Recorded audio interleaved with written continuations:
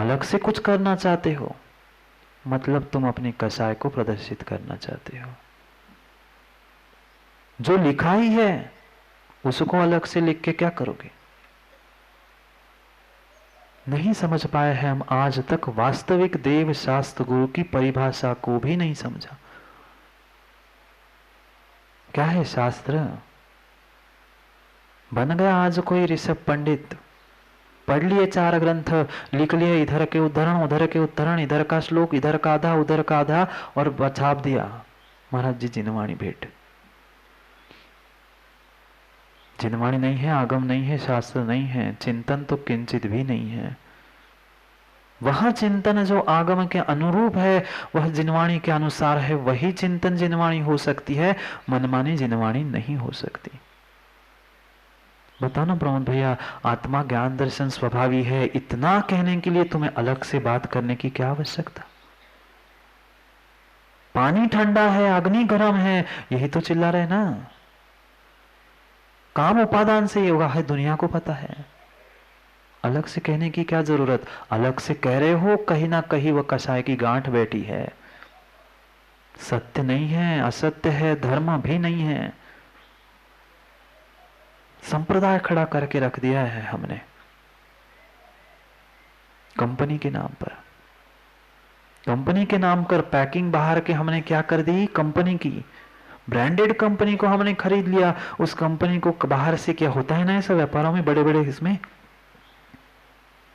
माल तो local company पे बनता है और ब्रांड ऐसा ही होता है। बड़े बड़े कंपनियों में लोकल माल ही खरीदा जाता है और मात्र पैकिंग अपनी करके अपना टैग लगाकर ब्रांडेड कंपनी को भेजा जाता है।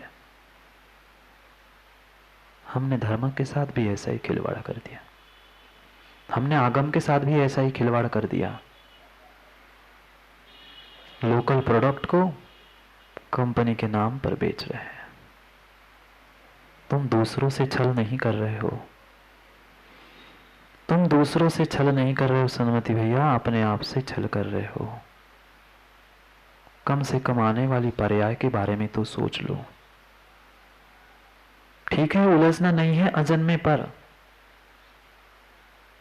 कल के लिए हमें नहीं जीना है, पर वर्तमान को तो संभाल लो। आज नहीं संभल पाएगा तो कल कभी सुधरने वाला नहीं है। क्या मान के रखा हमने? आगम मतलब सबसे अधिक हिंसा हमने आगम के नाम पर की है। द्रव्य हिंसा नहीं की प्रमोद भैया, भावों की प्रचुर हिंसा कर रहे हैं। जितनी हिंसा उस स्वाध्याय और आगम के नाम पे कर रहे हैं, शायद उतनी हिंसा हम कहीं बाहर नहीं कर रहे हैं मां। क्योंकि हिंसा मात्र द्रव्य हिंसा नहीं होती, भाव हिंसा भी होती है। हमने समझा था दूसरे के परिणामों को नहीं, मैं अपने भी परिणामों को आगम के नाम से कलुषित कर रहा हूं, तो भी मैंने अपने भावों की हिंसा कर दी, भाव हिंसा हो गई। जीव सत्य को समझना नहीं चाहता, और कोई सत्य को समझा दे तो घबरा जाता है। आप लोग भी घर बार घबराते हो ना सन्मति भैया? महाराज जी अब डर लगता है। क्यों डर रहे हो, क्यों घबरा रहे हो? व्यक्ति तभी घबराता है जब उसकी सत्य की पोल खुलती है, असत्य की पोल खुलती है। मैंने जो चोरी छुपे किया था वो भांडा फोड़ हो जाएगा, दुनिया को मेरी असत्य बात खुल जाएगी, ये सत्य क्यों कह रहे हैं, मैं उस पर ही लांछन लगाना प्रारंभ कर देता हूं। मेरी बात बता रहा है ना, मैं झूठी आलोचना करना प्रारंभ कर देता हूं, मैं उस पर ही असत्य की बातें मंडाना प्रारंभ कर देता हूं। कोरोना विचार में ऐसा नहीं होता क्या? तुम्हारी कोई रहस्यपूर्ण बात, तुम्हारी कोई घटना युवाओं कोई सामने बताने पहुंच जाए, तुम धमकी देते हो, तुम्हारी बता दूंगा संजोग, ज्यादा नहीं बोलना, कह दिया ना बता दूंगा संजोग, बाहर मिलना सचिन भाई। वही वही जो मैं बाहर करता रहा, वही मैंने धर्म के क्षेत्र पर युद्ध भूमि बना के रख दी है। किसी ने कुछ सत्य बात कह दी तो हमारी सत्य बात असत्य बात कैसे सामने छुपा लूं मैं दुनिया के सामने? मैंने उसको ही असत्य कहना प्रारंभ कर लिया, क्योंकि आज वह लोकशाही है ना, सत्य किनारे बैठा रहता है और मॉब से हमने सत्य का निर्णय करना प्रारंभ कर लिया। भीड़ से कभी भी सत्य का निर्णय नहीं होगा, कभी भी भीड़ से सत्य का निर्णय नहीं होगा। सत्य भले ही अकेला खड़ा हो, वह अकेला ही सत्य पूरे जीवन के लिए एक हो सकता है, वही तुम्हारा कल्याण कर सकता है, भीड़ कल्याण नहीं करेगी। समझो, वही बात कहनी थी तो अलग से क्यों खड़े हो गए? भैया क्यों खड़े हो गए अलग से? वही बात कहनी थी ना, आत्मा ज्ञान दर्शन स्वरूपी है, कार्य मेरा उपादान से ही हो रहा है, यह कहने के लिए तुमने अलग से भीड़ इकट्ठी क्यों की? आचार्यों की बात थी। नाम लेने से, जयकारा लगाने से काम नहीं होगा। कई बार कह चुके, मात्र गुरु का नाम लेने से काम नहीं होगा, गुरु सा काम करने से तुम्हारा काम होगा। समझो क्या समझा रहे हैं। 2 समय की कल व्याख्या संक्षेप में समझी थी, आज तीसरे समय आगम की व्याख्या कर रहे हैं। किसने पकड़ा आगम को? कभी तो उस पैकिंग के अंदर के प्रोडक्ट को निकाल के देख लेना। फूड इंस्पेक्टर होते हैं ना, आपके यहाँ फूड इंस्पेक्टर होते हैं ना। खैर आज तो वो भी कैसे काम होते हैं सबको पता है, पर आते हैं, सबके यहाँ आते हैं। जिसकी जिसकी किराने की पैकिंग की फैक्ट्री हो, कुछ भी हो, उनके यहाँ वो फूड इंस्पेक्टर आते हैं। उनको कैसे फूल कर देते हैं हमें पता है, पर वो भी प्रोडक्ट देखते हैं। हम भी कभी इंस्पेक्टर बने ना आगम के। मात्र कंपनी की बाहर की पैकिंग के अंदर का प्रोडक्ट निकाल के कभी उस प्रमाण की भी प्रमाणिकता सोचे। क्योंकि जो व्यक्ति खड़ा होता है वो यही कहता है, मैं प्रमाण दे रहा हूं ना। जो आता है भैया क्या कहते हैं, मैं प्रमाण दे रहा हूं, मैं प्रमाण दे रहा हूं। मैं तो कहता हूं मुझे प्रमाण मत मानो, पूरे आचार्य ग्रंथ पढ़ो तब आंखें खोलो। क्योंकि मेरे जैसे 50 आएंगे, सबके लिए ताली बजाओगे, सबके लिए वाह वाह करोगे, पर तत्व का निर्णय किसी दूसरे से नहीं हो सकता। स्वयं स्वाध्याय करो, स्वयं निर्णय करो। हाँ, आने वालों की कमी नहीं होगी, देख लेना अब लाइन लगने वासी में, पक्का है। समझो, कभी प्रमाण की प्रामाणिकता भी खोजो। सबकी बातें अगर प्रमाणित हो गई, सबकी सभी बातें अगर आगम हो गई, तो हमारा आगम जाएगा कहां? किसमें उलझे हैं हम? मात्र अपने विषय कषायों की पुष्टि करने के लिए लगे हैं। विषय घर छोड़ दिया और यहां मंदिर में आकर कषायों की पुष्टि चल रही है। आगम की ही बात करनी थी, आगम की ही बात करनी थी, तो अलग से संप्रदाय क्यों? बोलो ना, स्वसमयी हो कि परसमयी हो। जिनवाणी की एक अक्षर पर भी मेरी श्रद्धा नहीं है, तो आचार्यों ने स्पष्ट कह दिया है तुम मिथ्या दृष्टि हो। आपके लिए नहीं कह रहा हूं, आपको तो सब स्वीकार है। उस भगवती आराधना को मानते हो क्या? भगवती आराधना को खोल के देख लेना। प्रारंभ की गाथाओं में शिवार्य महाराज ने लिख दिया है, अगर गुरु के नियोग से मैंने कुछ गड़बड़ सीख भी लिया है, बहुत अच्छे से सुनना प्रमोद भैया, गुरु के नियोग से मैंने कुछ गड़बड़ सीख लिया है, विपरीत श्रद्धा भी मेरी चल रही है, तो वह मैं तब तक सम्यक दृष्टि हूं। कब तक? जब तक कोई आकर तुम्हें दूसरा सूत्र ना दिखा दे। उस सूत्र को दिखाने के बाद तुम स्वीकार नहीं कर रहे हो कि यह बात गलत है, यह बात सही है, तो तुम उसी समय से मिथ्या दृष्टि हो गए। समझना, करो निर्णय, मैं मिथ्या दृष्टि हूं, बहिरात्मा हूं, अंतरात्मा हूं, कि स्वसमय हूं कि पर समय हूं। श्रावक तो स्वसमय हो गया और साधु पर समय हो गए। व्याख्या है पंचम काल की। क्यों? क्योंकि मेरा असत्य उद्घाटित हो रहा है ना, मैं दूसरे पर लांछन नहीं लगाऊंगा, दूसरे की आलोचना नहीं करूंगा, तो मेरी बात कौन स्वीकार करेगा? मत उठाओ दूसरे पर उंगली, मत उठाओ दूसरे पर उंगली। जो मर गया है उसे जिंदा कर रहे हैं, और जो जिंदा है उसकी निंदा कर रहे हैं। समझो, थोड़ा सा समय दो अपने आप के लिए, तत्व का निर्णय करने के लिए। कब तक दूसरे से तत्व का निर्णय करते रहेंगे? कब तक बाबा वाक्यम प्रमाणम में जीते रहेंगे? उनने कहा ना, क्या कहा नहीं पता, ना हमें परिग्रह की व्याख्या पता, ना नय की व्याख्या पता, ना आगम की व्याख्या पता, पर हम चिल्ला क्या रहे? हम तो आगम ही कह रहे हैं, हम तो दोनों ही नहीं कह रहे। समझो, हम वास्तविक को नहीं समझ रहे हैं। ये जितना भी पंचम काल में पुरुषार्थ चल रहा है, यह जितना भी वह सोने का क्यों इकट्ठा किया? प्रमोद भैया अंगूठी फेंका है ना, फेंका है ना अंगूठी, जितने जितनों के पास थी सबने अंगूठी फेंक दी ना। उसमें भट्टा था, दाग थे, इसलिए क्यों? घर में भी रखा हो, यहां नहीं है ललित डॉक्टर साहब, तो घर में तो रखा होगा, घर का फेंक देते ना जाके। दोषपूर्ण है ना, मिलावट वाला काम है ना, मिलावट वाला काम हमें नहीं चलता। समझो, वहां तो हमें मिलावट दिख रही है, यहां तो हमें मिलावट दिख रही है, और वहां नहीं दिखती। क्यों इकट्ठा किया?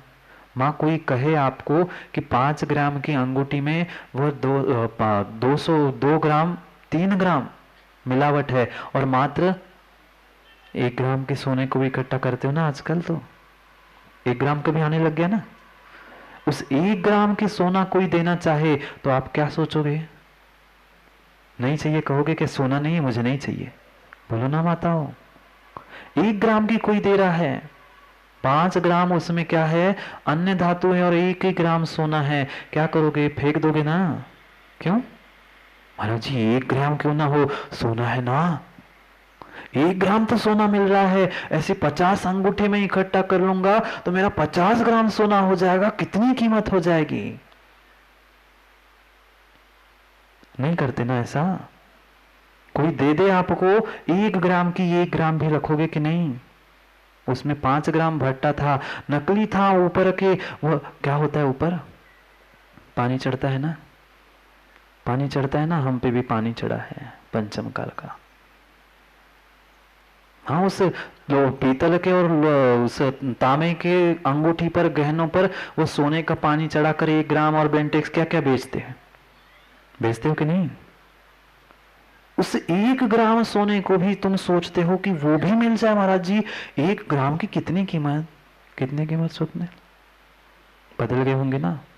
1 ग्राम सोने की कितनी कीमत?